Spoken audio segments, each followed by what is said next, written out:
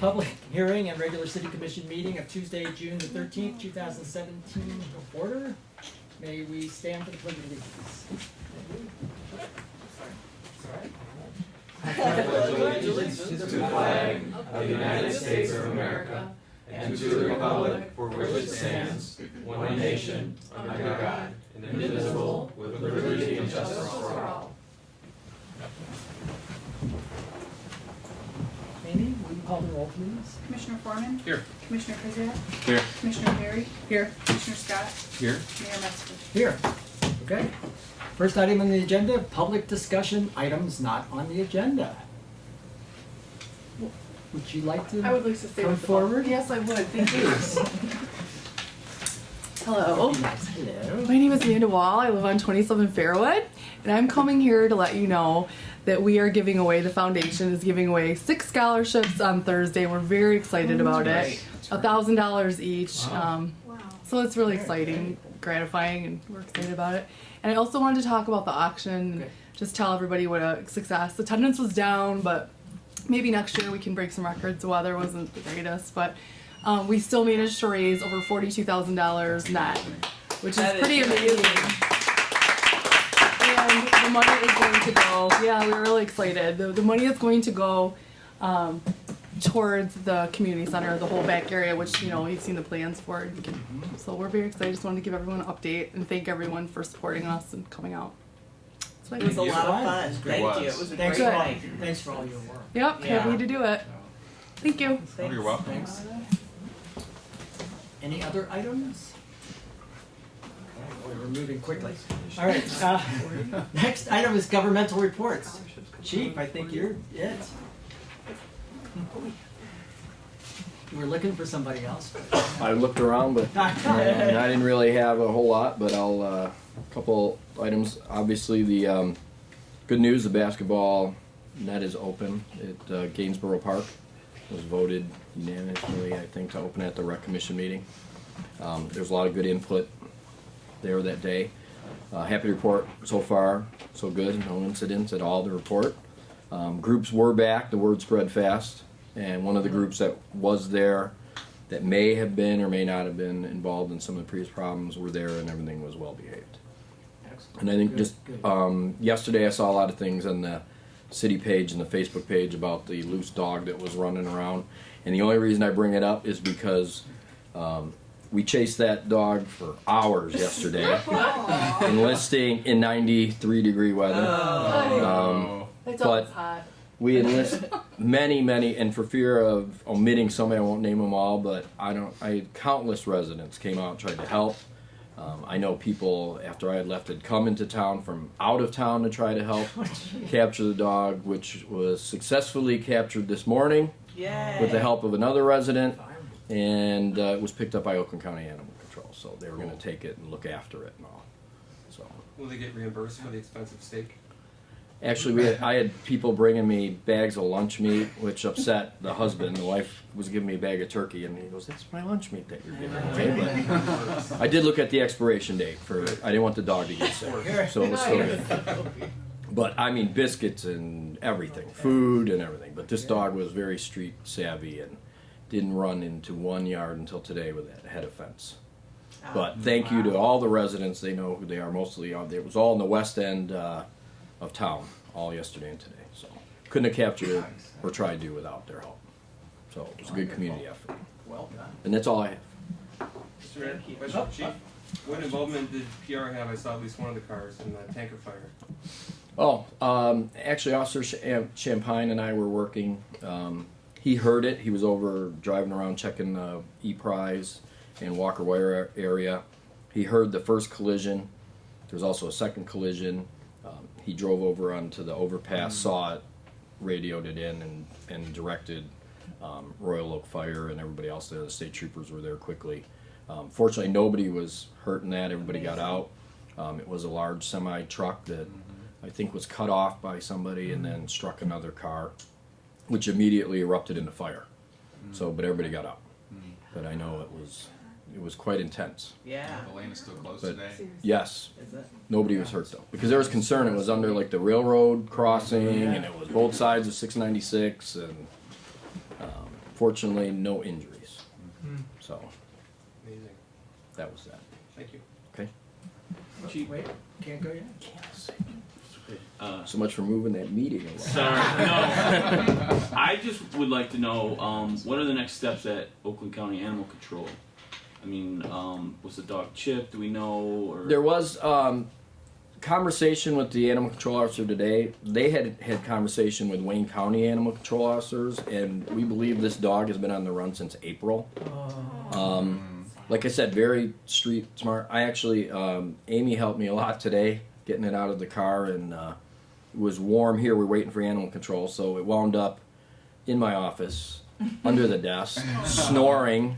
I had to wake him up to go into the van to get out.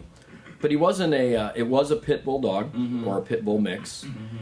Not aggressive at all. Would follow many residents walking with their dogs, but then just wanted to avoid capture. But in no way was aggressive in any way, trying to bite anybody or any other dog. And because people were fearful, obviously, or just running wild pit bull, but didn't exhibit any of the typical pit bull characteristics. So maybe there's hope for some of them, you know. But all dogs, you never know. yeah. Yeah. So, Right. but nothing aggressive. Cool. I guess my thought is just if it's not claimed, if there'd be an opportunity for adoption or I'm sure I don't know exactly how long they hold the dog for, but they were going to check it out medically and everything. I mean, I can find that out for the next one. I think it depends on the age yeah. and condition of the animal too. A lot of that, but I can find that out for you tomorrow and get back with you and email you. Sure. Are you How do we looking know to what's adopt? missing? How do we know what's missing? I don't know if Because I have a couple at home that I might. Shoo your Pleasant way. Ridge needs a summer animal down there. Okay. Something No to deer, take care so- of. Right? Amy can attest. He loved The Office today. Yeah. Ah, air conditioned. He did. Well, if my wife's watching, we can discuss it further. But I think I'll save it for home. Okay. All right. And we'll wait your email. Okay. I'll go look right now Okay. so we can expedite the process. Okay. We could have it adopted by the end of the Right. meeting. Go pick it up for you right now. Okay. How do we know it's missing since April? Just because people have been seeing it since that time? Nobody reported. And they lost. believe this. The Wayne County Animal Control officers reported that they chased a similar dog, matching in description and color and everything, and they believe it was the same one. That wasn't exactly determined to be true, but the way this dog traveled and the way it looked, it had some scars on it, and it looked like it was weathered pretty good. So it could possibly be that same one. Anything else? Free to leave. You're free to leave. Thank you, sir. Free to check on the dog. Okay. Okay, no other governmental reports. We'll move on to city commission liaison reports. Start with Commissioner Foreman, Ferndale Public Schools. Yes, Mr. Mayor, a few items. One is to follow up on something I was talking about last month. The Ferndale Public Schools superintendent search. From a list of 49 applicants, our next superintendent has been selected and hired. Her name is Dr. Danya Bazi, and she is set to start her employment on July 1st. And as soon as I can after that time, I will reach out to her to hopefully get her to come on and visit us here at a future meeting to introduce herself and tell us a little bit about herself, like Mr. Pruitt did when he first started. Next, an update on the Ferndale High School principal search that has also completed. As I mentioned previously, the principal, Roger Smith, who's also a PR resident, will be retiring at the end of this school year. Lisa Williams was FHS principal from 2012 through 2015. Ultimately, she decided to leave the district in order to work as principal in Van Dyke Public Schools. She was very well regarded by the staff at Ferndale Public Schools and the community. Well, she was just hired or rehired last month to be Roger's replacement, and she too will be starting on July 1st. I wanted to mention that I attended and had the honor to say a few words at Roger's retirement celebration at FHS back on June 3rd. I have to say this was one of the most personal, heartwarming, and fun events of its kind that I could ever imagine attending, and I was really honored to be there. It was really moving. Just the show of support for Roger from students from the current generation, from previous decades that came in to support him, doing chorus performances, band, orchestra performances, comedy performances, other types of unique musical performances. That's what the whole night was. None of it was recorded. It was all people playing live music, all of his favorite songs that he has loved over the years, that he has helped teach students over the years.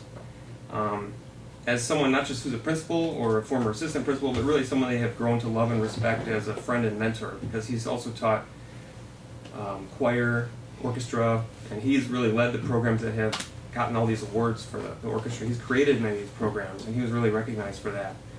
So I think it really showcased the many talents that our community has to offer, and all of Roger's many contributions that helped develop those talents and so many of the kids over the years that he's taught. It's been over 30 years that he was teaching and as part of the administration staff at Ferndale High School. So he's really made a difference. The event was also a reminder to me that there's often much more to a person than what you might know about them. I knew Roger just as an across the street neighbor. My family and I lived across the street from him for a few years.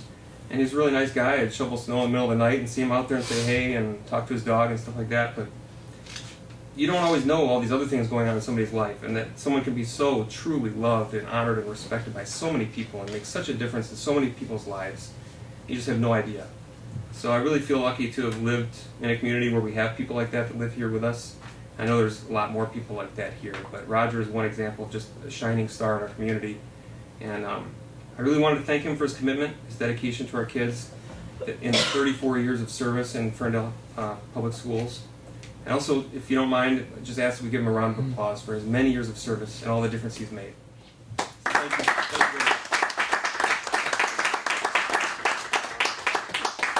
you. And wrap up with some really quick good news. Last day of school is this coming Friday, June 16th. And the next school board meeting is going to take place this coming Monday, June 19th, 7 p.m. in the Ferndale High School Media Center. That's it for me, Mayor. Thank you. Thank you.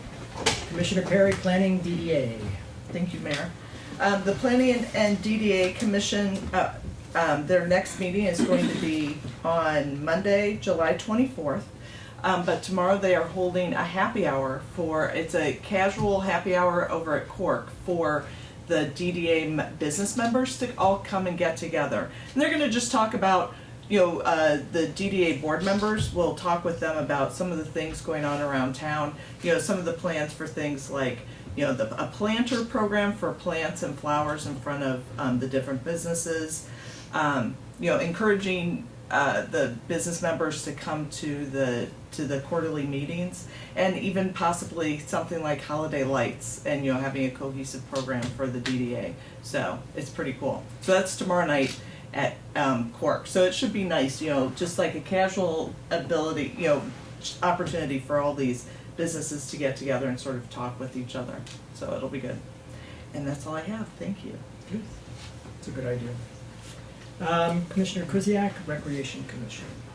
Yes, thank you, Mayor. As Chief Nowak alluded, we had a very constructive recreation meeting last Monday to discuss the basketball court and the issues regarding its usage. I know many were there. I felt that it was very collaborative discussion between the commission, the Recreation Commission, and the residents who took the time to attend and voice their concerns and their suggestions. And I'd really like to thank the chair, Chris Budnick, and the entire Recreation Commission. I felt it was, like I said, a very productive meeting, and it resulted, as Chief mentioned, in a unanimous vote to reopen the basketball court with guidance from our Recreation Director, Scott Peterzak, as far as the rules that would be posted. And I think the expectations are very clearly laid out on the posted rules, along with an understanding that there would be consequences if these rules were violated.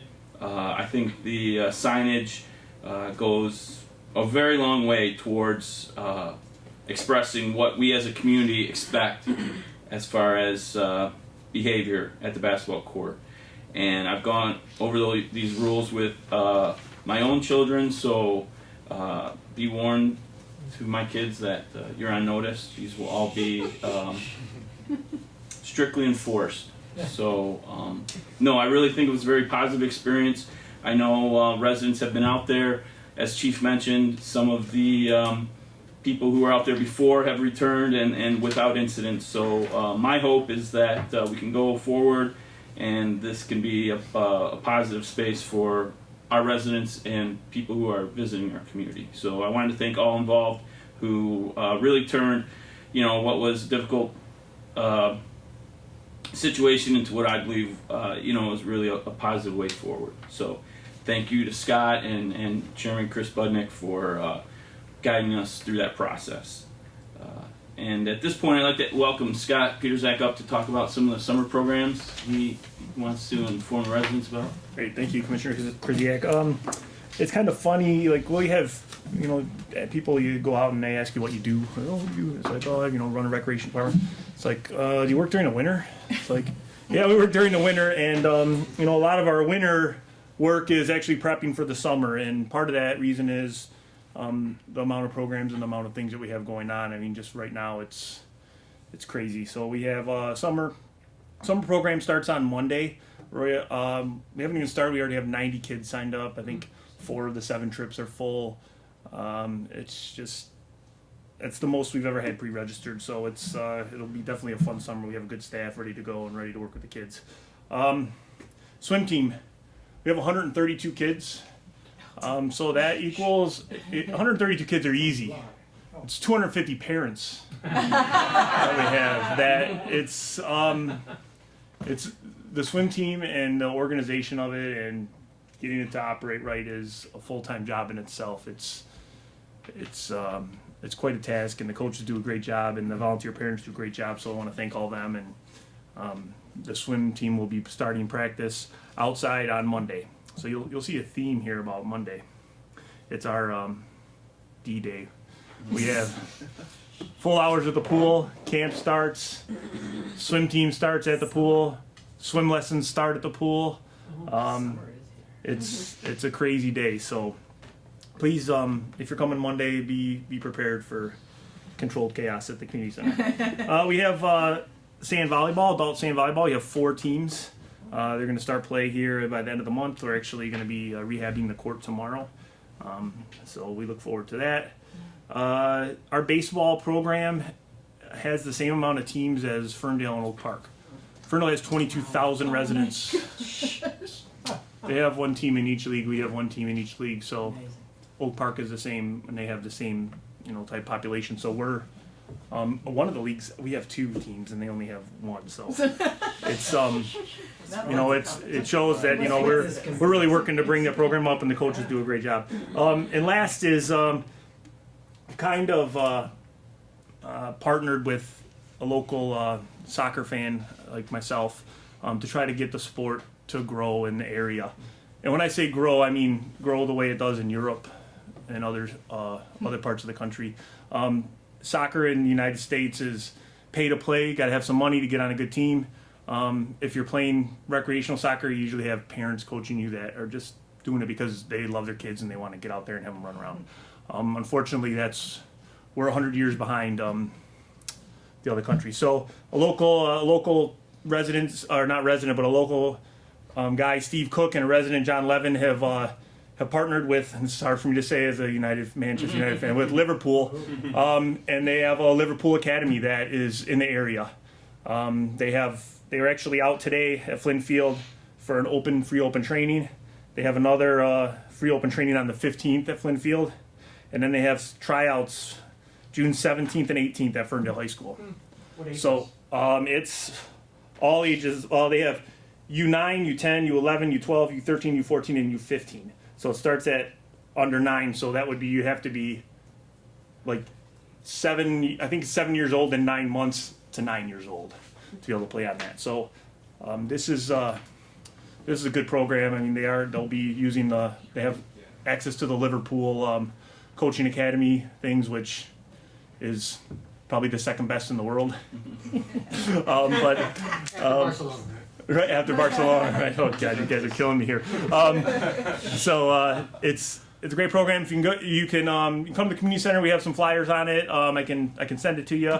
But it's a great program. Soccer is big in this area, so I'm excited about that, and we just want to get kids playing the right way. So, any questions?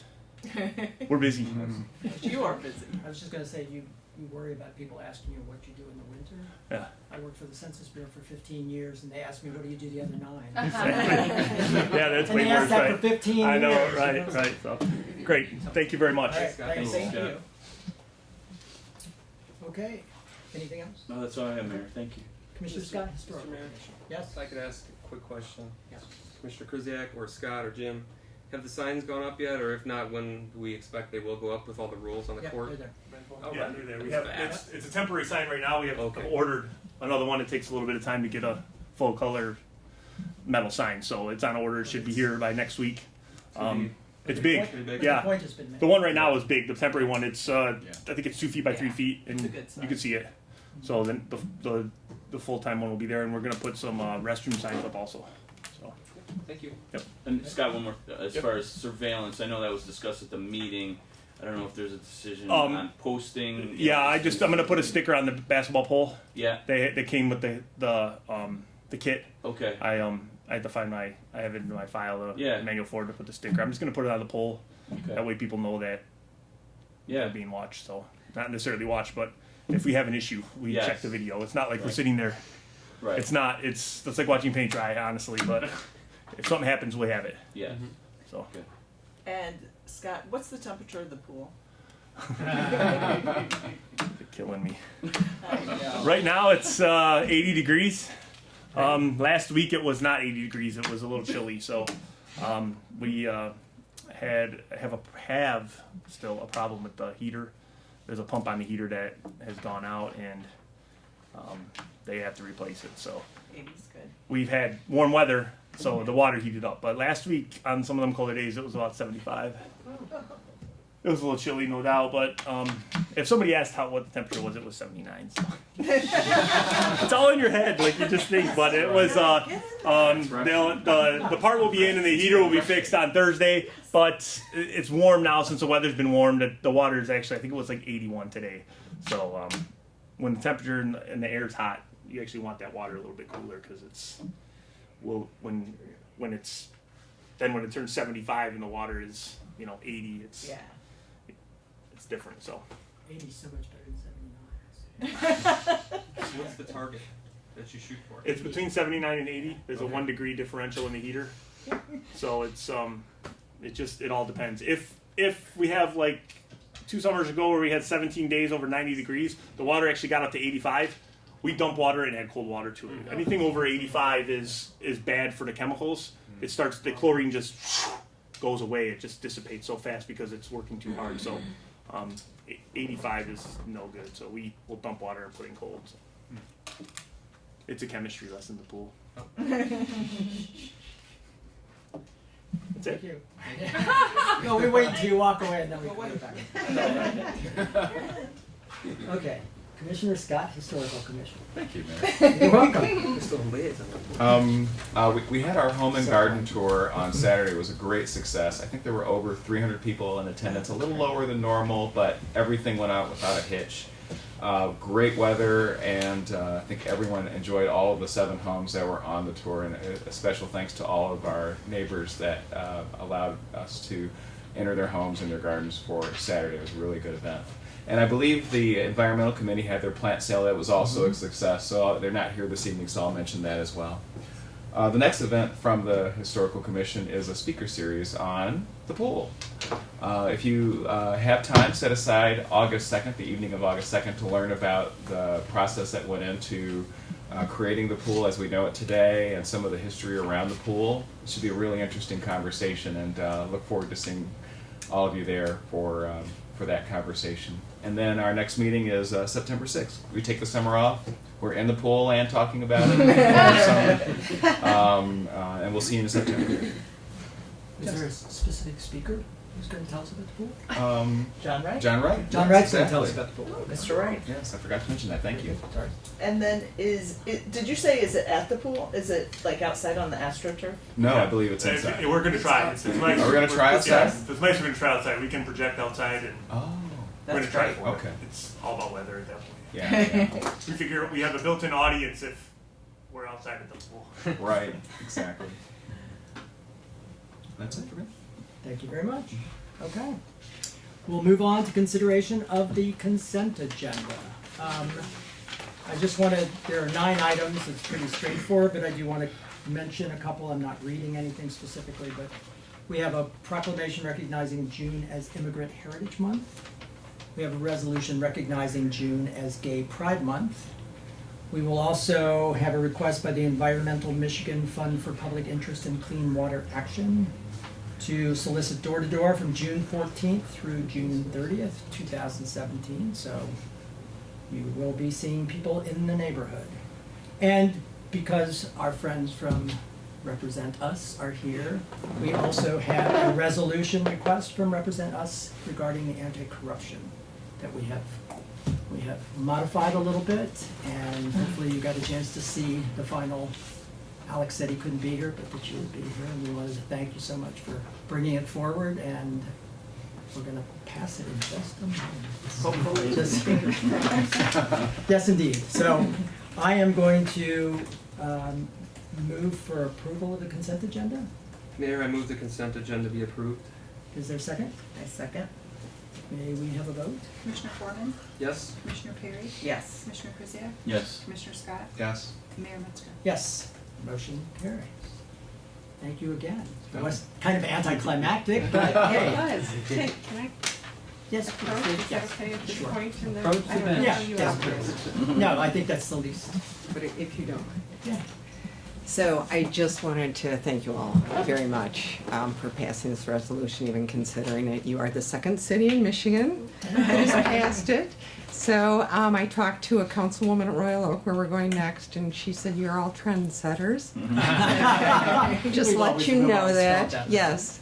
And Massachusetts passed 24 since March. Wow. In their state, in a lot of small towns, and I know Pleasant Ridge is a small town, but it's the numbers. I mean, it's just a matter of getting the momentum going. So I just wanted to really express on behalf of Represent Us our gratitude, and also if there's any point in time where we can get a little photo up, they do put the new cities on their national website with a picture of whoever. Alright. Yeah, so if you can just let us know when that would be Sure. appropriate. That would be great. Wonderful. Okay, thank you. Thank you. Oh, he's got his camera. Oh, yeah. Should we have a picture? Do we have a picture? Can we have a picture? Should we not have a Fine. picture? Should we wait? Do it. It's up to you. Huh? Do it. Let's just have a The picture. thing is, they would like, We should have. they would like somebody, can I be in it with you? Yeah. Absolutely. Well, of course.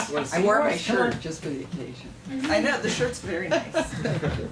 You can. So I don't know how you want. Come back here. Sure. Thank you. It's a small town. We can. I love it. It's the least we can do it. No, they don't.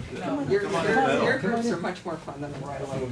I should hope so. These chairs. All That right. just got recorded. the mayor here? Everybody, come in. Now there's Jim runs away. a couple here. Gee. A couple here. Gee. There we go. Nice and big smiles. Perfect. Thank you. Thank We you. like to be Thank you very efficient much. with everyone's Thank you. time. Thanks so much. Appreciate it. Thank you for bringing this forward. Yes, thank you. All right. Yeah. Now we expect to see ourselves on the You will be national there. site. All Represent right. That wasn't a Snapchat photo, was it? We're Can I guess? Can I request for a not part of a real organization? Now we get serious. Okay. Next item on the agenda is 2017-2018 utility bill rates. Jim? Thank you. You're on. We introduced these last month, and at that time they were preliminary rates. We usually get final rates sometime in between. Actually, turn the lights back on. Yeah, the lights mess with the live feed camera, you can't see the screen.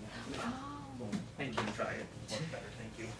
Normally, in between our May and June meetings, we get final rates from our service providers. One of the most notable ones is usually the stormwater and sanitary sewer fees, and that's one of the largest parts, if not the largest part, of the Water Enterprise Fund budget.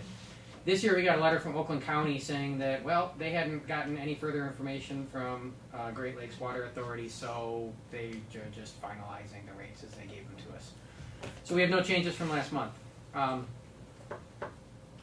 The headline elements of the utility rates are radio surcharge, $31.50 a bill. The combined usage rate, $72.80 per bill. The garbage pickup fee, $21.10 per bill. That includes an increase that will cover the cost of the single stream recycling. We'll all be getting the big single stream recycling bins delivered sometime between July 15th and September 15th. That's great. All of the soccer communities are getting those. And in the short term, there's going to be an increased fee for that because they have to hand sort a lot of the material at the facility. They're investing in a facility that will automate that process. But in the meantime, they are going to incur some higher costs that, again, are being passed through to us. And then the stormwater runoff fee, $272.34 per ERU. And that is a very small increase over last year. So here are the increases. That are the inputs from the wholesale cost. Water cost is going up 4.7%. Sewage treatment is going up 7.5% because the City of Detroit and the Great Lakes Water Authority have worked, and the City of Detroit is now allocating their administrative costs differently, and of course we're paying a higher proportion of those now. So a lot of that sewage treatment cost increase is the reallocation of administrative costs from the City of Detroit facilities. Stormwater treatment is going up 0.6%, and then garbage pickup is going up 10.3% this year, and that's a big increase, but again, at least there's a tangible benefit that we'll be getting. And then in the water rate, we are doing sewer lining projects on West Cambridge, Oxford, Norwich, and Hanover. That's where we actually put a plastic lining on the inside of the existing pipes. Oftentimes there's not any fundamental problems with the pipes, and we fix all of the issues when we do the streets, but we don't replace the whole pipe. Being on sand here, we are pretty lucky that we don't have to deal with a lot of that. So the lining process works really, really well for us. But it is a one-time capital cost that the Enterprise Fund is handling this year. So for the average water user, somebody uses 8.4 units of water per year. That's a 3.94% increase. And again, we've gone from having the second highest water rate in the Saukwa region to last year we were below average in terms of our total water rate. So I know that Berkeley, I saw, went up 8% this year. So we kind of experienced, I think to the point here, we're a trendsetter, we experienced a lot of the increases locally earlier than most. Now that we've addressed those and kind of have stabilized our rates over the last few years, all the other communities are catching up in cost now. And I think Royal Oak is used to be really low; they're quite high now. Berkeley is running the same way. So we'll see. Saukwa does their rate study every year in July after all the rates are passed. So we'll update you on kind of where we fall on that. But the action before you is approval of the water rates as presented in the agenda packet, and I would be happy to answer any questions that the Commission has on this. Can I just ask one recycling question? People who complain that it's too big a container, will they honor our old, smaller containers or not? Probably not. Scott knows. We need to more know on this. officially. Yeah. There's rumors one way or the other. So they want to try to avoid using the smaller bins because the new bins, the truck's able to pick them up with the hook. Right. It makes it so much faster and so much easier because now everything's just going to go in one truck. The driver isn't putting the things into the different bins, so they're trying to use the big containers. I guess the word is they want you to try it for 3 months. Like, just try to use the big can. Like, everybody's getting the big can, you know. Right. So just try to use it. It's much easier. It rolls out. It's got a lid. And if that isn't working for you, then they're going to try to work something out, possibly. But No, well, and the reason I asked that was because I'd like to get, I don't want to. yeah, I was trying to, right. and I always thought, if you don't really like it, you can get along well with your neighbor, you can share a big can. Absolutely. You only have to put one out, right? Yeah, So, that's the thing. Like, seems pretty simple. I've got a lot of questions about, what's my old bin? It's like, Right. Well, for now, keep it. Like, try to reuse it in your house. Like, it holds salt. It can store basketballs instead of putting it out the curb for software to recycle. Just because we'd rather it be reused than recycled. Yeah, it's a great. Because it really is a better use in the end for the bin. So. And the cans they're are very designed useful. very well, so they're actually easier to move than some smaller cans. without wheels and Absolutely. things. Yeah, it's not the big 92-gallon trash can that you get from Tringali. This is like a 65-gallon cart. It moves nice. It holds about what 4 or 5 year little blue bins would, and you can just throw everything in there. So if you have a box, fold it up and throw it in there. You know, instead of having to tie them all up and this and that. So, with the calculations, Sakura thinks that overall we're going to increase recycling by about 20%. Sakura ride. So that's a lot. So we hope that that's the case. So, okay. And I wish I had a better date on. I wish I had an exact date on when the bins are coming. But The cable companies. yeah, we've sent them the lists. They have to. They actually, a cart belongs to the house, so they know how it works. So Okay. delivery. As soon as I have a delivery date, I will let everybody know. Okay. Thank you. And, Thank you. and if people want to decorate whatever, they can do whatever they want. It's their bin. It's their bin. It's their bin. There's like 60,000 of them being delivered. Yeah. Sakura ride. So you want to personalize yours. It's a Want to big job. personalize it, go for it. Go for it. Mayor, to your point, like it's just easier to use. Honestly, I think if you have health issues or your back problems, whatever, carrying a bin like this is much more difficult than just And pulling a pushing bin it that's back, on right? wheels. Absolutely. So even No, if you don't great. fill it, it's just going to be easier for you to get it Yeah. to the curb. So, I don't know. Yep. My That's why I thoughts. like my big Tringali. I don't Yeah. fill it, but it certainly is easy to move it. Yeah.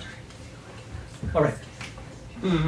Is there a motion to adopt the resolution as recommended?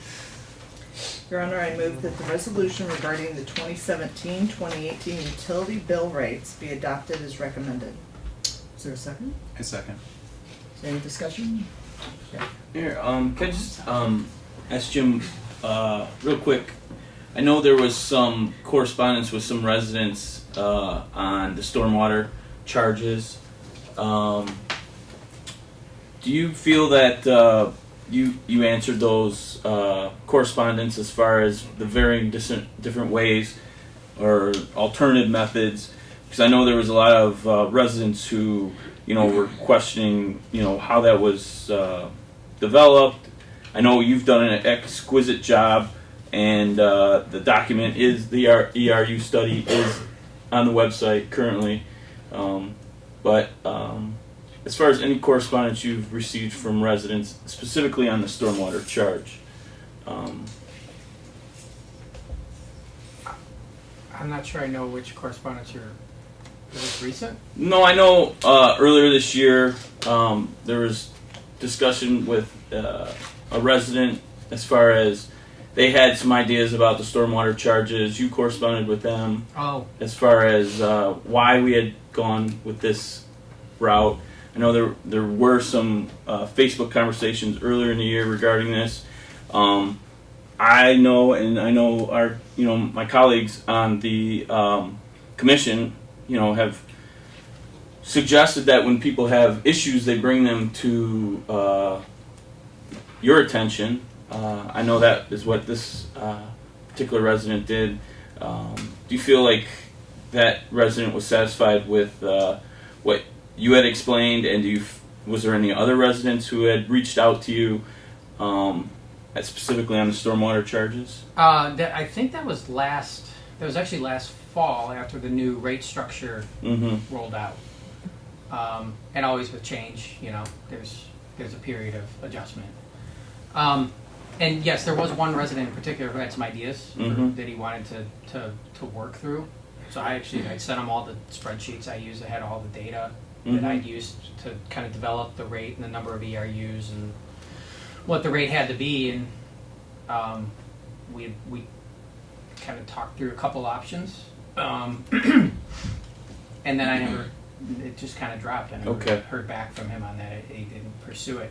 So, and if I'm recalling correctly, what the gist of it was is right now, the idea that he had was to take all of the streets take those out of the calculation that's apportioned by the lots, Mhm. and then everyone pays equal share of the streets, and then a pro rata share based on the size of their lot on the ERU study.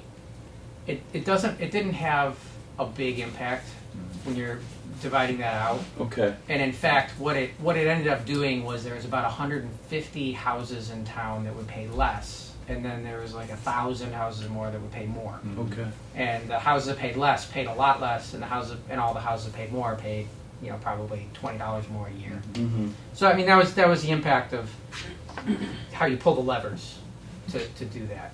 At the end of the day, I said we're happy to look at any methodology you want to, but it didn't come to anything.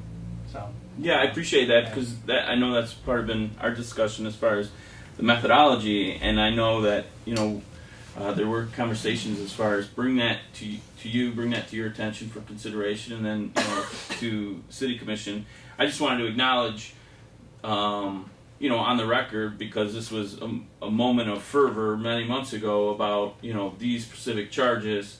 Some advice that was given was to bring that to you. So just some acknowledgement that the city has considered not only in the original formulation, but will continue if residents have a better mousetrap to please bring that forward. And I want to thank you for taking that time to engage with that resident in that way, explain the reasoning and lay it out. And honestly, when we were talking about adopting these rates, I thought we would see some either comment at this meeting or correspondence closer to the adoption, and there really hasn't been any in the last few. No, we did. The only time we really heard any discussion, comment, feedback on this was when the new rate structure went into effect Mhm. last fall. Since then, I mean, we don't even get nearly as many calls Right. anymore. Okay. I think the nice thing about this is it's predictable, Mm-hmm. and it's taking a big chunk that was kind of up and down based on usage, and in the Mhm. summertime you'd have a huge bill, and then so now it's kind of made it a lot more predictable. Good. And from where we sit, and based on the feedback or lack of feedback we get, Mm-hmm. and the fact that we don't hear chatter coming Mhm. through you or anywhere else, it seems to be working well. Yes. So No, I just want to acknowledge that there was some, feedback from residents that you addressed that, and since then there really hasn't been Right. any other. Yep. Thank you. That's all I had. That's all right. Any other? Nope. All right, may we take a vote? Commissioner Perry? Yes. Commissioner Scott? Yes. Commissioner Foreman? Yes. Commissioner Kuziak? Yes. Mayor Metzger? Yes, motion carries. Next item is the proposed 2017 industrial waste control rate. Jim? nothing to add on this. This is a standard item that's a pass-through cost to our non-residential customers. Okay. So do I have a motion to adopt? Mayor, I move the proposed industrial waste control charges be adopted and effective on July 1st, 2017 as recommended. Second? Second.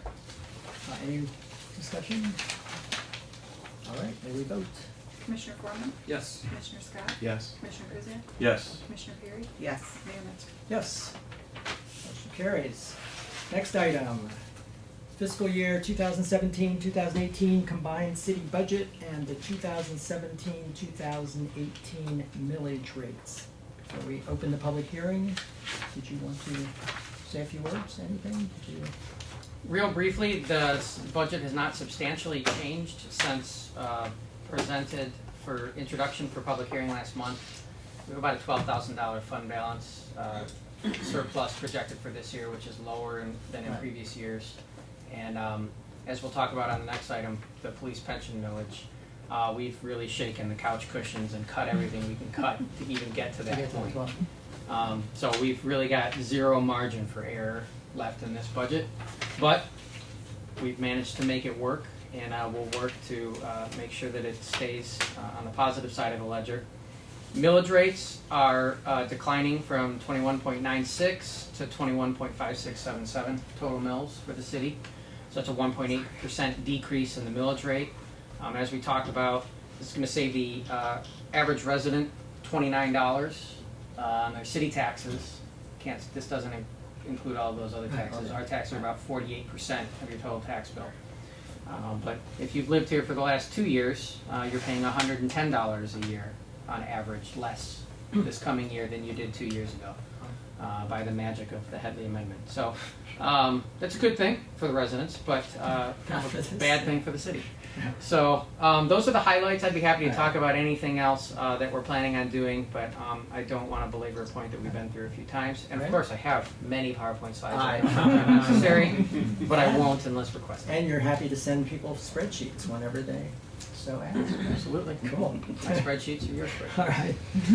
Okay, we're going to open the public hearing for solicitation of public comments on the proposed fiscal year 2017-18 combined city budget and the 2017-18 millage rates.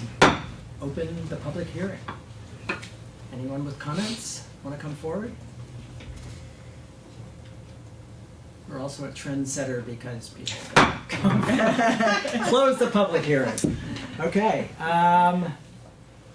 Do I have a motion to approve the combined city budget and millage rates? Mayor, I move that the 2017-2018 combined city budgets be approved and that the budget resolution be adopted, including the levying of 13.3471 mils for the general fund operating, 2.7894 mils for the infrastructure improvements, 1.5929 mils for the solid waste and disposal, 0.3375 for publicity, 0.3687 mils for library services, 1.1827 mils for community center complex operations, 1.2450 mils for community center complex debt service, and 0.7044 for park improvement.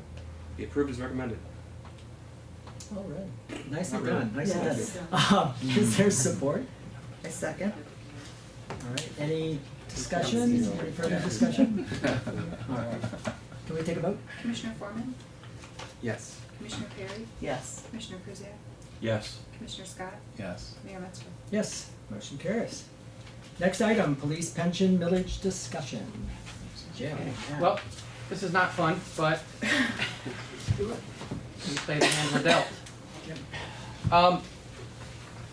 Our pension is 53% funded, and our pension costs will nearly double from 2015 to 2021. At that time, they'll be about 12% of general fund expenses. For reference, 6 years ago, they were 5% of general fund expenses, so it's just eating more and more. Budget cuts, we've been able to absorb about $70,000 to $75,000 of the increase so far by cutting and trimming and reducing throughout the budget. But we're at a point where we have to either find new revenue or we will have to make further cuts that will be noticeable to residents. What we've done so far, we've been able to maintain all of our services, really maintain kind of a status quo for what we offer to the residents, and that can't remain, quite frankly, in the next couple of years. We're at a situation where we can pay our retirees or our active employees, but not both, unless something changes. So we've been acting to address this item. This is not something that you fix in a year.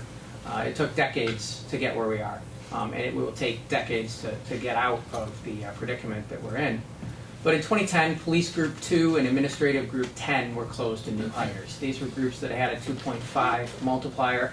You'll recall last month we talked about the history of the pension benefits that were offered to employees and how those were increased in the 80s and 90s, but weren't paid for at the time. And that started to have some impact in the aughts, and it's increased. In 2011, new groups were created. There's a 2.25 multiplier plan for police with a 3% employee contribution and a 1.7 multiplier for admin employees, again with a 3% contribution. I'm sorry, police had a 2.5% contribution. 2017, last month, the City Commission approved a contract or a letter of understanding with the union establishing a hybrid plan for new police hires, which is a combination of a small defined benefit portion, a 1.0 multiplier, and then also a defined contribution portion. The actuarial value of this plan, this hybrid plan, is about equal to the 2.25 multiplier the defined benefit plan that police hired between 2011 and currently got. But what it does is it just shields the city from some of the downside risk in the future. If the plan becomes underfunded, our exposure to what we have to make up for is less than it would be in the 2.25 multiplier defined benefit plan.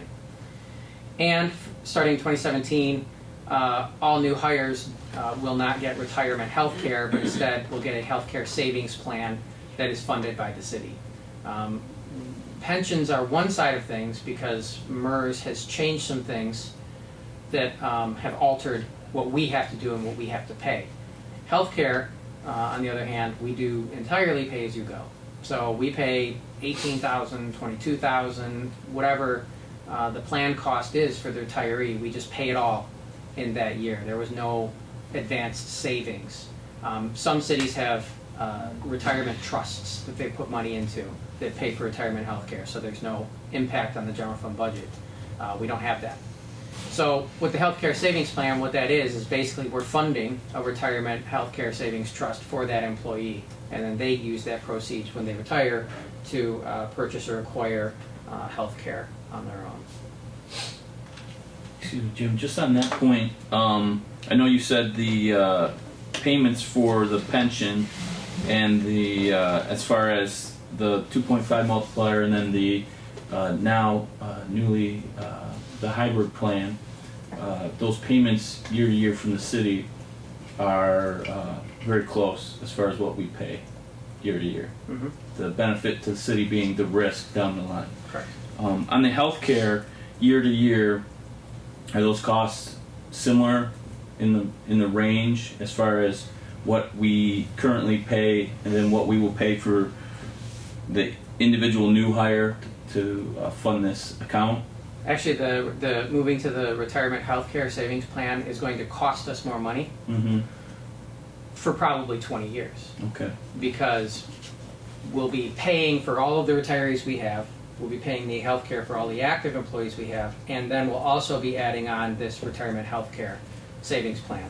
And then as time works its inevitable effects, as those retirees that come in with the health care savings plan, we'll see the benefit when they start to retire, and we avoid the 17 or 18 or when they retire $64,000 annual health care payments that Right. we would have been making. So this is not a cost savings in the short term, Mhm. but it's a long-term Mhm. cost savings for the city. Okay. Thank you.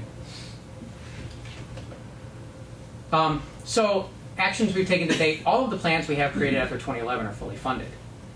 It's the plans for hires prior to 2011 that are the problem, and so the city's had to increase contributions to fund these legacy plans.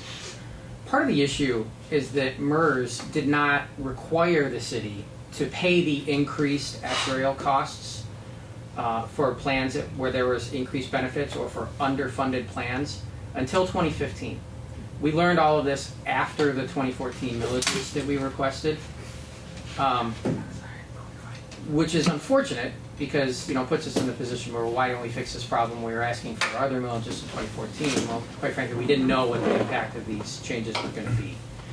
MERS did an experience study where they changed their actuarial assumptions. They increased the life expectancy for retirees. They decreased their market return expectations. So now they're assuming that the money that we put in the fund is going to return less money and that people are going to live longer, so we're going to be paying them longer. So that had the impact of increasing the amount of money we have to pay right now. And then they also said, okay, well, if you have an unfunded plan or underfunded plan, you also have to catch up, but they didn't make you do that in the past.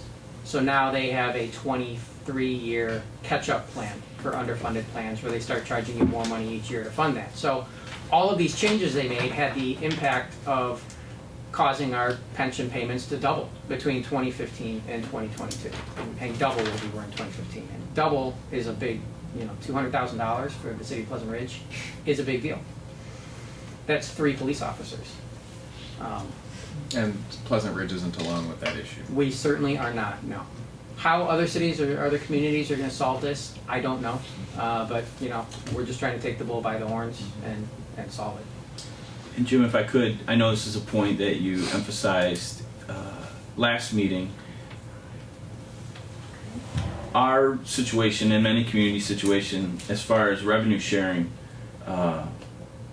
payments from the state of Michigan have been drastically reduced in the last 10, 15 years. Sure.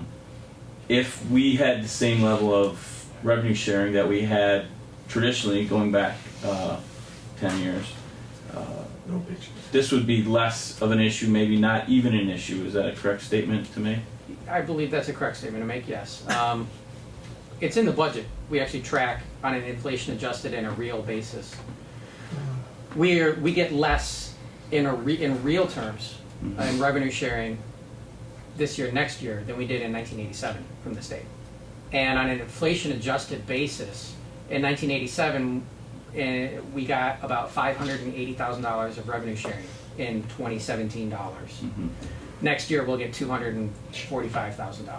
So if we had an additional $300,000, we are not having this conversation. Right. We just fund our pension and we'd be off and running. So that's another, that's another aspect of the predicament we're in. Yeah, and I just think that's important for residents to realize, taxpayers to realize, is that this is just not in-house. I mean, there's several moving parts here, and one of them is our reduced payments from the state. Right. That, as Commissioner Scott said, many communities are dealing with that as well. So one of the issues that we run into with this is you see the impact of this from term limits in the state legislature, because truly the state legislature has increased funding to cities for the past probably 6 years. Now, it's been a 0.5% increase each year, but for the people who are in Lansing, they think that they're helping.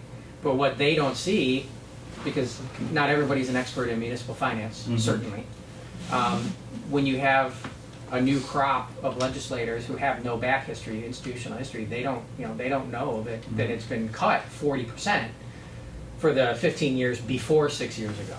So their beginning of time is 6 years ago, and it's not the horizon that cities are dealing with for the impacts of these cuts. So as I said, there's two ways we can solve this problem. We can increase revenue, or we can cut services and personnel. We can balance the budget. We can get this to a point where we can make our payments and meet our bills, but there will be impacts to what residents experience from what city government can do. So the proposed pension millage request. It would be a 15-year levy. The maximum would be up to 1.4 mils, and it would phase in over 4 years at 0.35 mils per year. And the reason for that is because we are trying to get ahead of this. This is the first year where we are having a struggle to balance the budget, but the increases in coming years are going to kick in, and it's going to be in about 4 or 5 years that we hit the maximum, we think, hit the maximum contribution requirement. MERS always sends out their annual updated actuarial study at the end of June each year. So that's why we're waiting until July to finalize this millage request, because we'll have one more year of future information by the end of June. But right now, this is what we're proposing, and this is what we need to fully fund our pension plans over a 15-year period. At the end of the 15-year period, our pension funds would be fully funded, and this problem will have been solved, and this 1.4 mil property tax levy will go away. So the impact on the average resident. Remember, of course, that our millage rate has been reduced by a mil over the last 2 years. And all indications through the first 6 months of this year, the way home sales are going, we will see another probably 0.5 mil or so reduction next year. So really over the last 3 years, our city millage rate will have been reduced by 1.5 mils. This millage request would be for 1.4 mils over 4 years. So what we're asking is for the average resident to give back the tax cut that they've received over the last few years. And in fact, I can't predict what's going to happen beyond next year. I can't predict that we're going to have continued 0.5 mil reductions every year. There might be an economic downturn, home sales might slow down, we might not see the pop-ups that we're seeing now. But it's likely that we'll continue to see some reductions in our city millage rate because of Headley. So as this 0.35 mil millage kicks in, what it'll do is it'll just offset some of the reduction that we've been seeing in past years. And so what we anticipate is that it really won't end up being a tax increase. It'll just be less of a tax reduction that our residents get. And I'm not, we're not trying to be cute or play games with this, but that is the, we hope, practical impact of this millage, and especially the way it phases in over a number of years. The worst case is that there are no Headley reductions, and then it's a 1.4 mil increase And that probably just takes us back to where we were in 2014 after the last millages were approved. So this is our status quo. You can see this is what we've experienced. This is the approved budget for 17-18 and then the next few years. You can see these deficits start to grow. You can see our fund balance depleting. And you can also see that actually our non-pension general fund expenditures, based on what we're projecting, will decrease by 0.7% from 2015 to 2020. And that's not even factoring in the rate of inflation. Our pension increases will have gone up 52% on the other hand. And our revenue, we're projecting our total bottom line city revenue will probably decrease 0.2%. And the reason for that is because of a couple of tax tribunal. The major reason for that is some tax tribunal judgments that drastically lowered the taxable value on the Walker Wire and E-Price buildings, completely separate from the brownfield plan. That set the new baseline. So even if they put in, a lot of investment and increase the value over there without the brownfield plan, those tax tribunal cases set that new bottom line low. So we lost revenue because of those.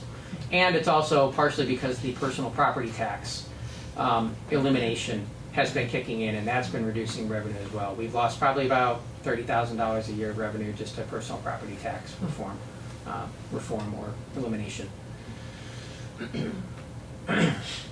So the budget impact with the millage, what we're projecting, and in this case, for the millage rate on the bottom line, we anticipate that there will be another half-mil reduction next year. I'm pretty confident in saying that will happen. After that, for the purposes of this analysis, we assume that there was no more Headley reductions.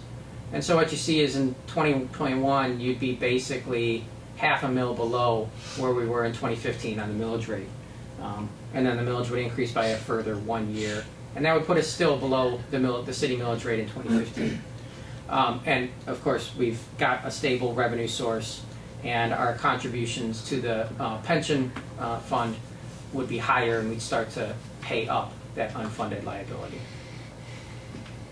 So the contingency plan, if the millage request does not pass, then we're looking at cutting further. So we've cut about $73,000 in general fund expenses.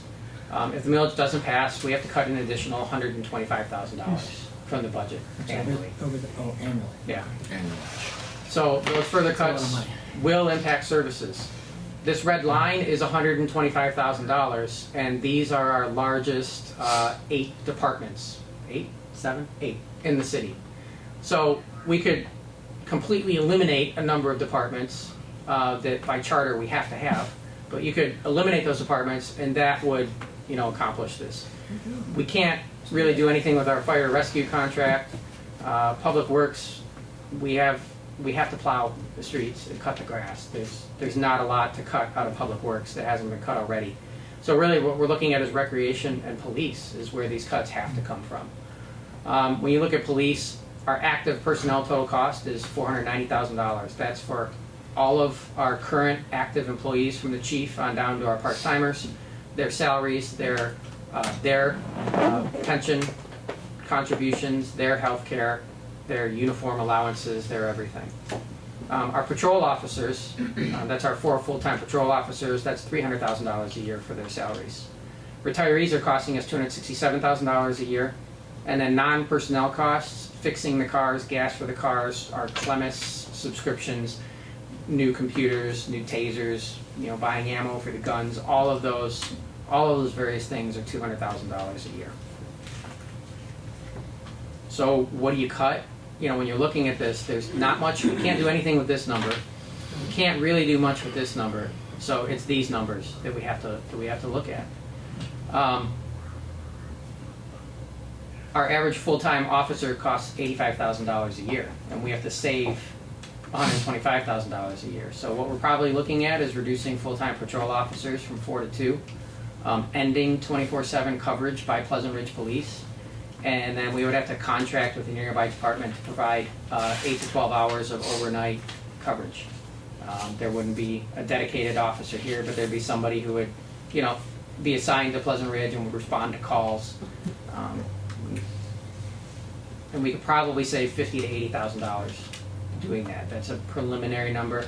Obviously, this is not something that you go out and get quotes on for how much an adjacent community Yeah, what's it gonna? would cost to do this, but by eliminating 2 patrol officers, we could free up $140,000, but then we'd have to pay another city for that overnight service.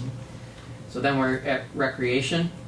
Our total employee costs, and this is the lifeguards, the morning and evening part-time help at the desk, and then our full-time recreation staff. That's $202,000 a year for all their benefits, for all their health care, for all the part-time costs, for overtime, for the lifeguards, for the swim coaches, for everything. $92,000 is programming costs, so that's summer camp, the sports programs, the over 55 club programs, the movies in the park, you name it. All of that is $92,000, $500 a year. And then $85,000 is maintenance, upkeep, and utility costs.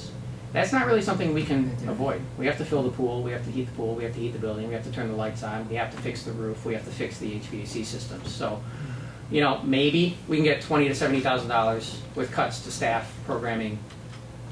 You know, that's going to be a difficult conversation when we get there. And that's going to, you know, you start cutting recreation programs, that's a way that most of our residents touch and interface with the city. And so that would be a notable loss.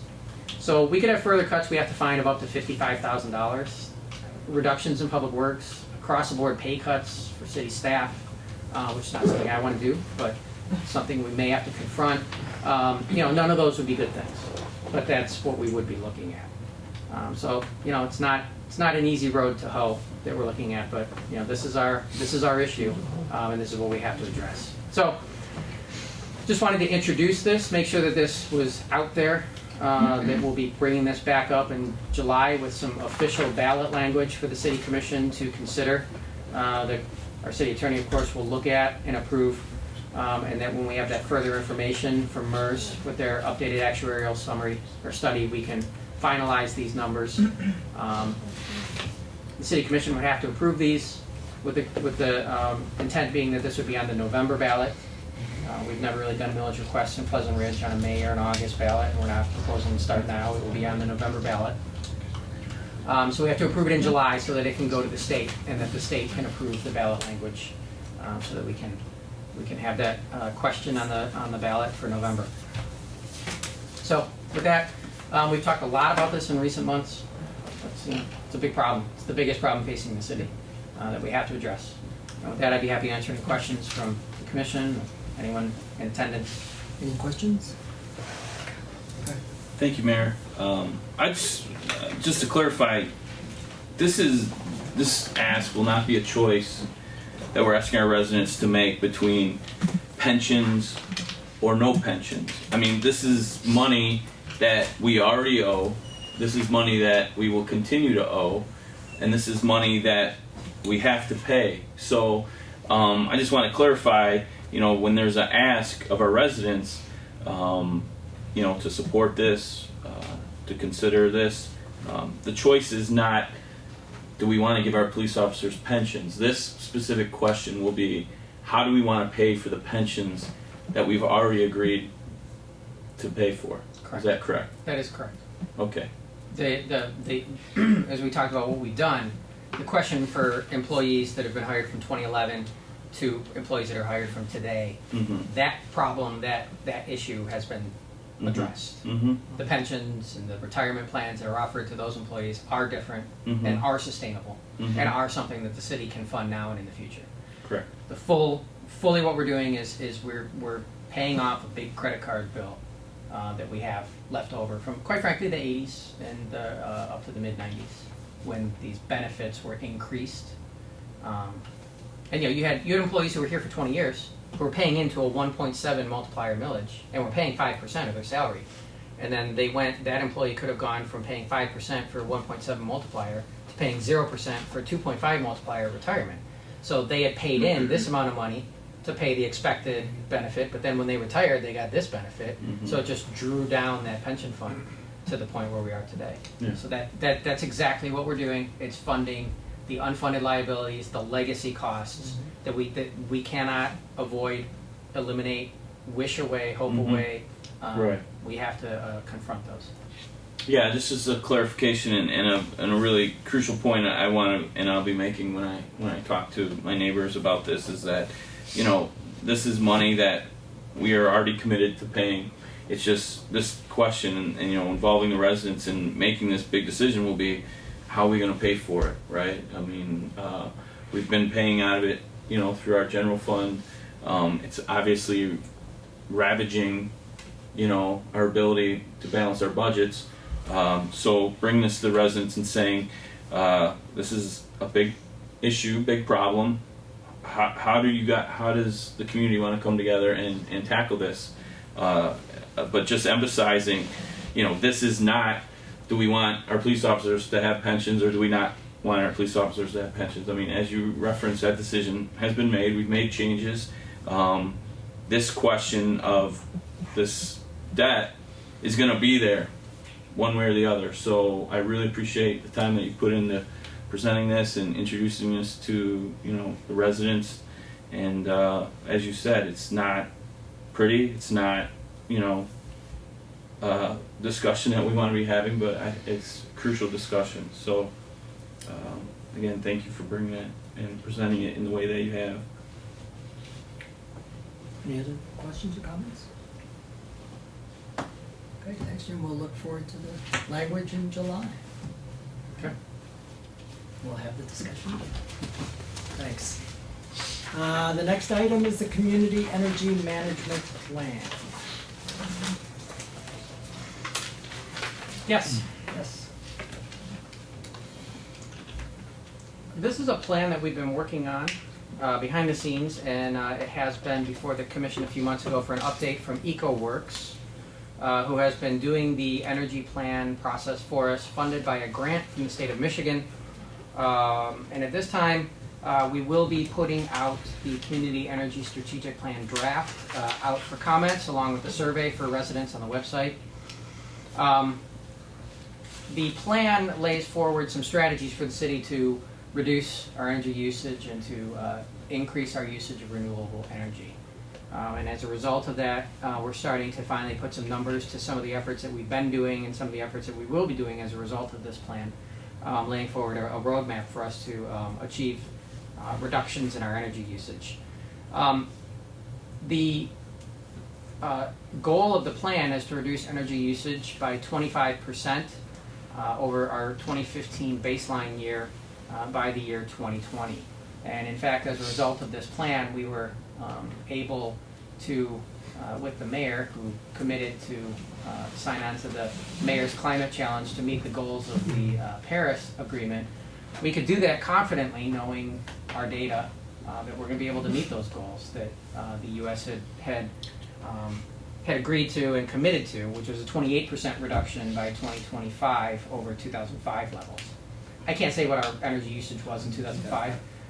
You know, we're a lot different than a nation state in terms of how they measure that. We have energy bills and utility bills going back to the end of 2014. So, but we can confidently say that by 2025 we will certainly have a 28% reduction over 2015. But what have we done so far? Well, you know, we've converted all of our streetlights to LEDs. We've completed a complete conversion of all the inside lighting at the community center to LEDs. We've completed a partial conversion to LED lighting at City Hall. We increased roof insulation for a portion of the roof at the community center. When we had to replace the roof, we spent extra to get the insulation value up. And we are, right now, 2 days, on Thursday, we will be getting requests for proposals back to install a 20 kilowatt solar energy system on the roof at the community center. So with all of these efforts, we're going to reach our goal of 25% and likely more of a reduction over 2015. And based on the returns, I'm estimating that the first round of energy projects are likely going to save the city about probably $25,000 a year on annual energy costs. Wow. So, you know, one of those things that we've been doing to reduce our costs elsewhere, that can be eaten up by our pension payments, is these energy savings. So there's no action requested at this time. The energy plan is available for review on the city's website, or will be tomorrow, along with a link to the survey. And then the plan will be on the July City Commission agenda for consideration for adoption. And can you just tell us a little bit about the survey itself? Is it just So comments about the. right, the survey, there are some comments about the actual plan itself. The plan is heavily focused on energy usage at city facilities, so there's not a lot of input. You know, would you rather have yellow hued LEDs or blue hued LEDs? You know, there's not a lot that we can ask residents. Right. But what we did is we focused the resident input on questions about their own house and their own use and what would they like to do. Because as we finish upgrading our own facilities, there's going to come a point where we've taken care of all the low and medium hanging fruit, and the incremental improvements we can make at city facilities will be sort of cost prohibitive and won't have a payback. And that'll be the time when we can look at maybe looking at some programs to reach out to the community and involve homeowners in one way or another.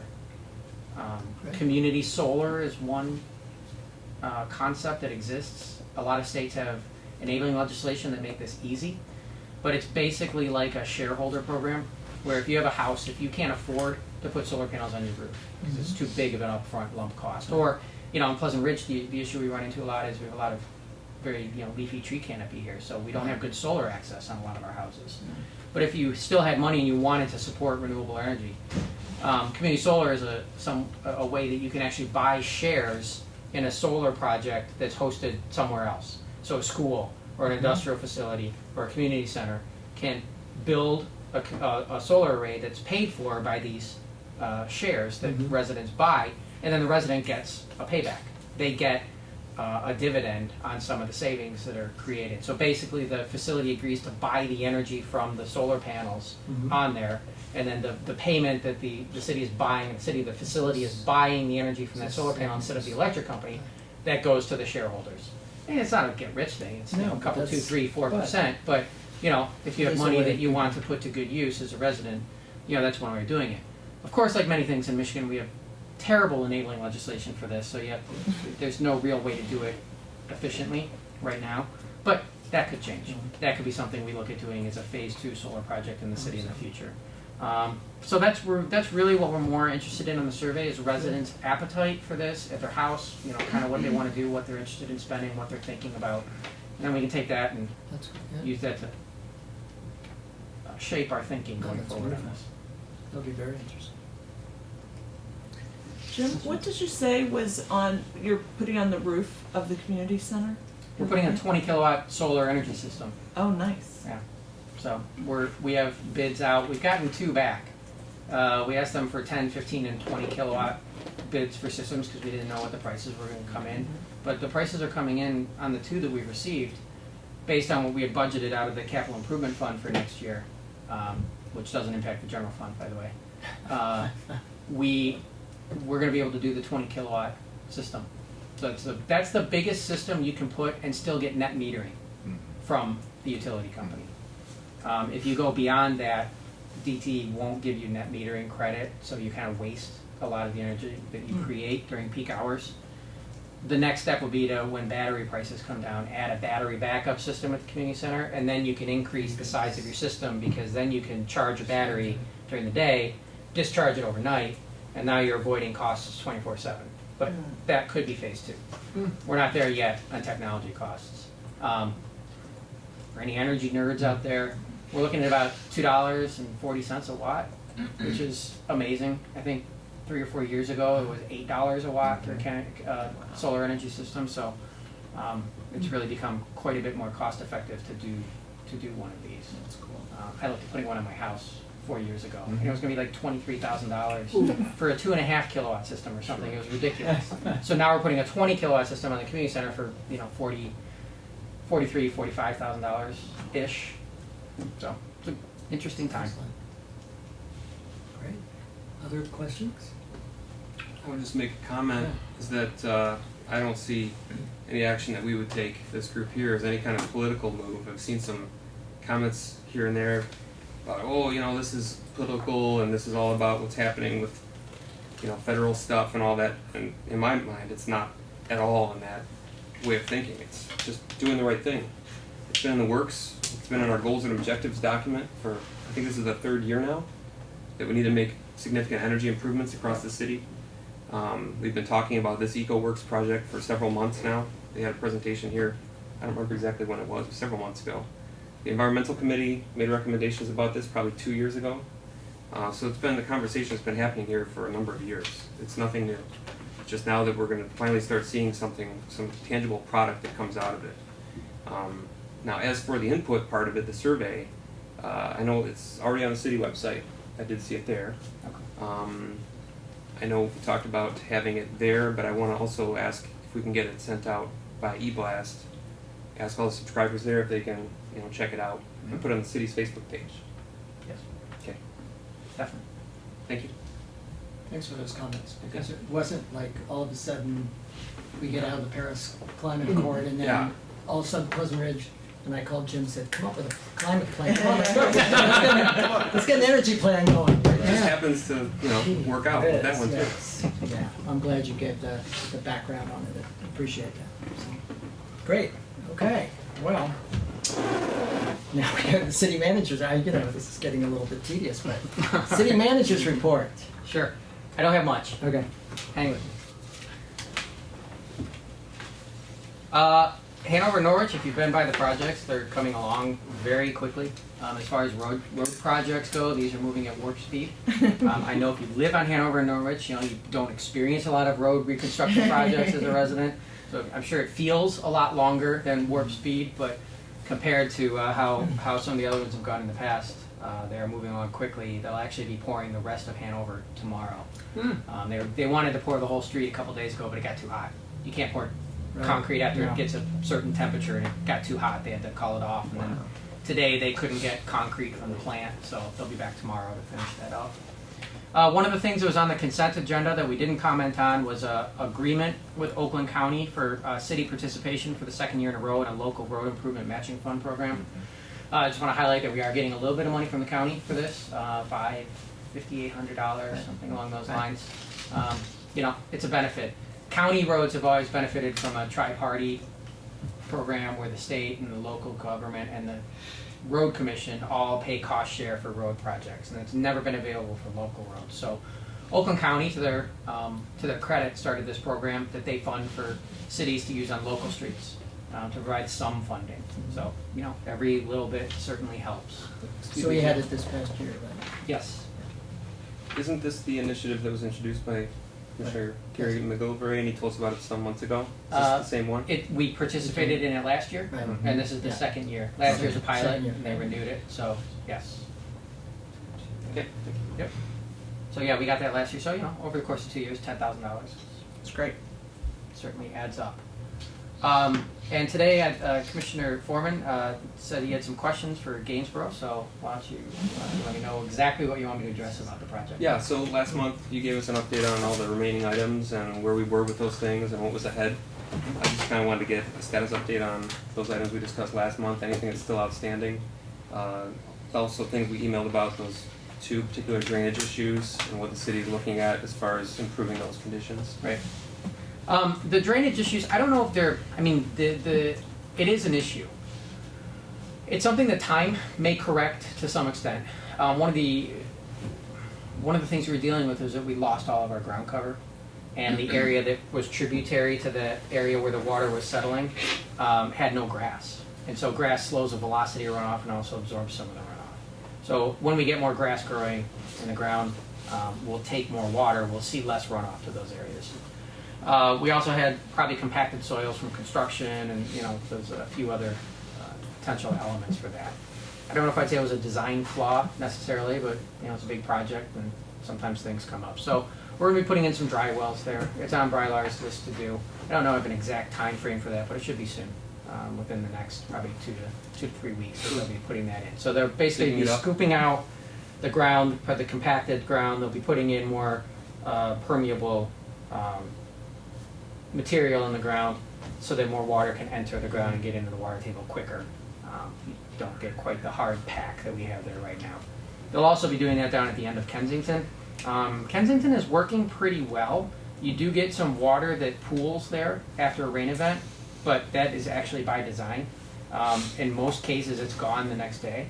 And I think one of the things that we've seen is by diverting some of the water there to infiltrate into the ground, we always had Lake Kensington that was at those last two drains before the end of the street, and those were always very bad locations. We've seen less street flooding there because we've diverted some of the water in.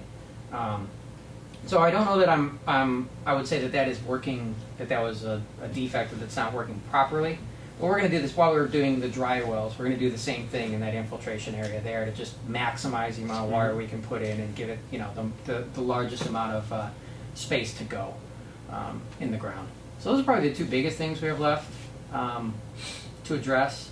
Everything else is really minor and detail oriented at this time, and at this point, you know, they've gone through and they've overseeded everything to the best effect that you can have this time of year when it's 90 degrees. We've been irrigating as best we can, but you know, a lot of the grass areas, there is some grass. It's just going to take some time for that to fill in over time. So we'll see some improvement there. Got a couple trees, you know, some plants that didn't make it over the winter. Those will be replaced. You've seen they've probably been flagged.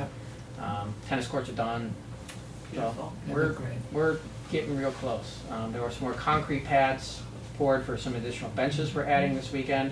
I don't know who Evan is with the smiley face. But stop writing your name in the pads, please. He got all of them. He is poured at different times. He must get a little message.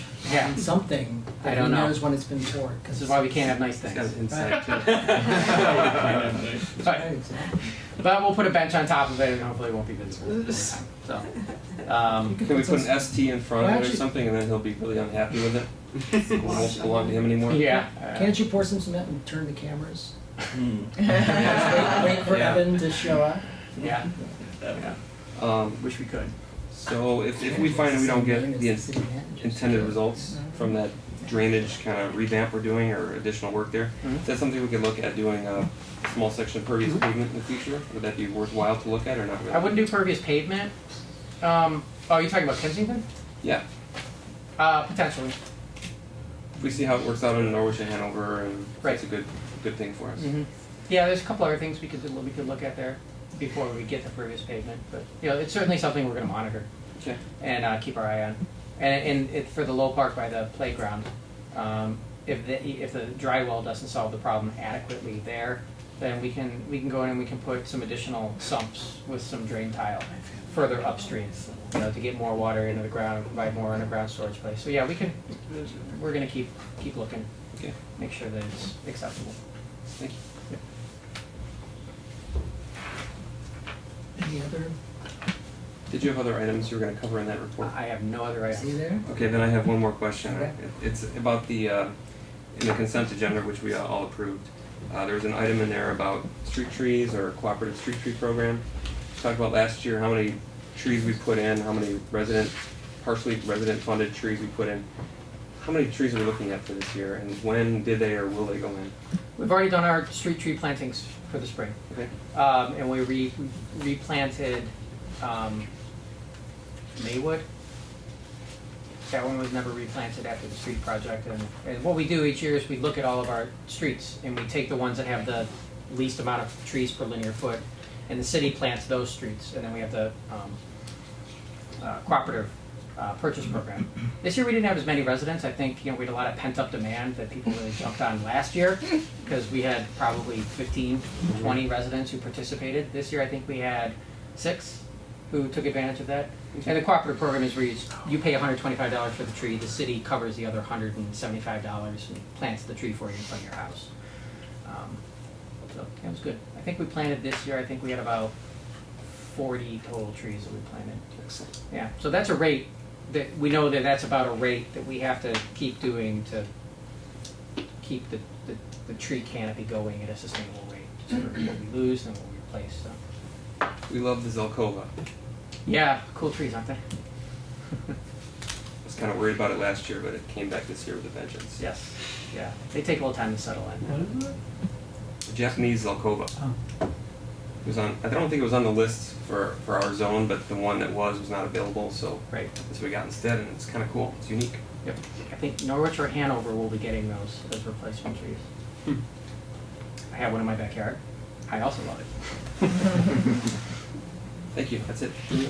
Not on Sylvan. I think I You guys have one next year? Not on Sylvan, no. It's not on the plan. Just one other question about the trees on Woodward and what's going on in terms of sidewalks and giving them more room to breathe. Yes, so that's been a long-term plan. The DDA is funding that project. You'll see it's kind of in a state of disarray at the moment. We did a cooperative bid with the city of Oak Park for sidewalk work. So at the end of last year, you remember 2 summers ago we replaced a lot of the big heaves on the east side. Right. Last year we took care of all the big heaves on the west side. And we did jump on a cooperative bid with Oak Park, so they scheduled, observed, managed the project. That also included the replacing all of the heaves on Woodward along the sidewalks. Part of the challenges when you have Oak Park managing a project is that that's a 4-part process on Woodward, because one of the things we did was we removed some concrete flags that were on either side of the street trees out there. So we're removing those concrete. We're going to fill it in with dirt, kind of like we did to the south by Woodward Heights, south of Woodward Heights in front of the funeral home, and then in front of the Ameriprise building between Devonshire and Kensington. You'll see there's larger green areas. And the whole intent there is to, one, get more green on the streetscape, but also get more water in the ground. Give those trees some opportunity to succeed. Those honey locusts are getting to the point now where you typically see trees like that start to decline when they get to that age as a street tree, because it's such a harsh environment. So I would hate to lose all of our trees along Woodward. It would make a harsh environment even harsher. So we're trying to do everything we can to give those trees a fighting chance. So in the meantime, the sidewalk work is done, the removals are done. We're waiting on the brick paver contractor to come back and put in the edge supports, restore the bricks, because when you take out the concrete, the bricks have nothing there. So they have to do the brickwork. After that's done, Briar will be scooping out as much of the old dirt that's compacted, putting in good new dirt, landscaping them. So that will be coming. I know it looks kind of rough right now. This is a difficult one to get coordinated, and contractors are extremely busy right now. It's hard to get somebody on a schedule, so it'll look really nice within my next city commission meeting, I hope. But at least it looks like something's being done. Yeah. That's, I mean, if nothing else, it's not status quo, so it looks like there are plans. And you'll notice that all the old Pebble Dash trash cans are gone. And you can see our new trash cans in front of the police garage right here. Once the restoration work is done out there, we'll be putting out the new black steel, nice looking trash cans along Woodward as well. Oh, and while we're at it, the misting station. Again, contractors are busy. Hey, come on, that can't be the answer to everything. It's They have a baseball diamond at Gainsborough. I know it's been crazy. Like the contractor that's doing it is the same guys that installed the playground equipment, and it's such a small little piece that it has got pushed back. We were supposed to be we were on the schedule for like 2 weeks ago, and another job got delayed. So I called them, left a message with them actually today. So I think they were on a job in Auburn Hills right now. So hopefully that'll be soon. They have to pour concrete, and then 3 days later they're going to do that. And they're also going to install the triple play that the husband family had donated to the city at the same time. So it's already been misdig marked and marked where it's going to go. Just we got to get them out there. So We could have used the misting station the last few days. I know, I know. So Especially since the pool wasn't open until 4. it was open at noon That on wasn't it. Saturday and Sunday. It opened at noon. I know. We open at It was 1 not a on jam. starting Thursday, Oh, 1 o'clock on Thursday. I know.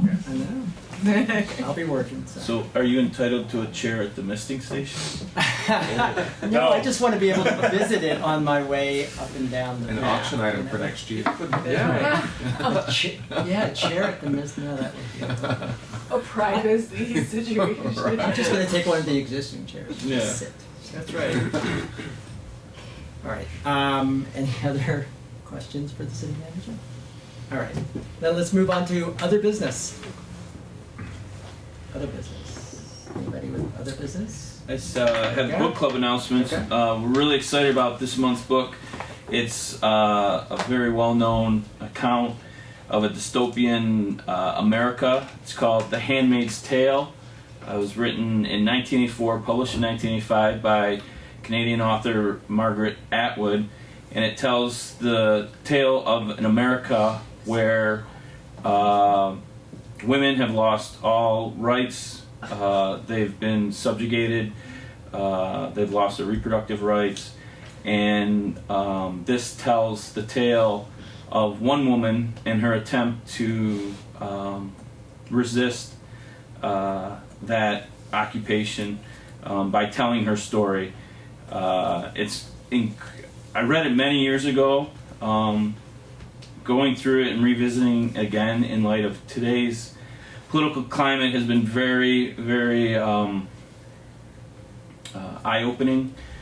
Even if you can't make the book club tomorrow, if you're looking for summer reading, please consider reading this. It's not uplifting in any way, but I really think it's a book of our time, of this time, and it's something that I think people need to consider in a thoughtful way. And if you'll indulge me, I just want to read one quick passage. You could probably pick any number of passages, but this is her account of how an America that looks very much like our America now changed so rapidly. I guess that's how they were able to do it in the way that they did, all at once, without anyone knowing beforehand. If there had still been portable money, it would have been more difficult. It was after the catastrophe when they shot the president and machine gunned the Congress and the army declared a state of emergency. They blamed it on the Islamic fanatics at the time. Keep calm, they said on television. Everything is under control, they said. I was stunned. Everyone was. I know that. It was hard to believe. The entire government gone like that. How did they get in? How did it happen? That's when they suspended the Constitution. They said it would be temporary. There wasn't even any rioting in the streets. People stayed home at night watching television, looking for some direction. There wasn't even an enemy you could put your finger on. Look out, Moriah said to me over the phone. Here it comes. Here what comes, I said. You wait, she said. They've been building up to this. It's you and me, up against the wall, baby. She was quoting an expression of my mother's, but she wasn't intending it to be funny. So that's just some insight. Again, please join us tomorrow. We're actually doing our first open air book club. We'll be utilizing the chairs at Gainsborough Park at 7 o'clock tomorrow for Handmaid's Tale. And if anybody needs a copy, please email me. You can have this one. The book for July, real quick, Annie's Ghosts. It was a Michigan notable book several years ago. It's by a Michigan author. It's a journey into a family secret. This deals with one family's experience with mental illness. Again, this comes highly recommended as well. And I checked some books out of the library, so if you need a copy of Annie's Ghosts, send me an email and I'll get a copy to you as well. So that's all I have, Mayor. Okay, thank you. Any other items for the good of the... Amy's got one. Yes. Just another reminder that nominating petitions are available for the office of mayor and city commission. Obviously, one mayor seat, 2 city commission seats. They are due July 25th by 4 o'clock. That's a Tuesday. I have 1 petition out currently for mayor, 3 petitions out for city commissioner, and no petitions returned as of yet. Mm-hmm. Mm-hmm. That smile. Just the facts. Just a fact. The only other thing I wanted to mention, which is basically, it's a rec commission thing, is that the camp out on August 12th, just so people can put it on their calendars, it's going to be down at Gainsborough Park, and there'll be a movie and stuff. Yeah, we're hoping to have it in the circle area of the park, but I don't know if the grass is going to be ready, so it might be at Flynn in the Okay. field there. But we're going to utilize the whole park. But the grass area is, like Jim said, it's still growing and doing. So Flynn might work better for like the camp out park, but we're going to use, like I said, utilize the whole park. So. And then what all are you gonna do? There'll be a movie and Oh geez, you're asking the wrong person. yeah, Shawnee's not talking about it. I know there's a movie. There's I believe we have some Oakland County bouncers and things coming out. But you can you know, camp out yeah, with and your you know, neighbors. you'll be Yeah, able it'll be to, fun. you know, bring your tents and set them up, and we tried this a number of years Bonfires too, ago. I'm sure. What's that? Bonfires too, I'm sure. No bonfires. But it will definitely be a good time. We tried it a number of years ago and we weren't able to get a good amount of people, but we think with the park Oh my gosh, it's it gonna will be crazy. it'll be nice and people will be there. So we're excited for it. That's good. All right, and it'll be more info in the next Ranger that comes out in July. Okay, great. Any other? Okay, can I have a motion to adjourn? So moved. All in favor? Aye. We are adjourned.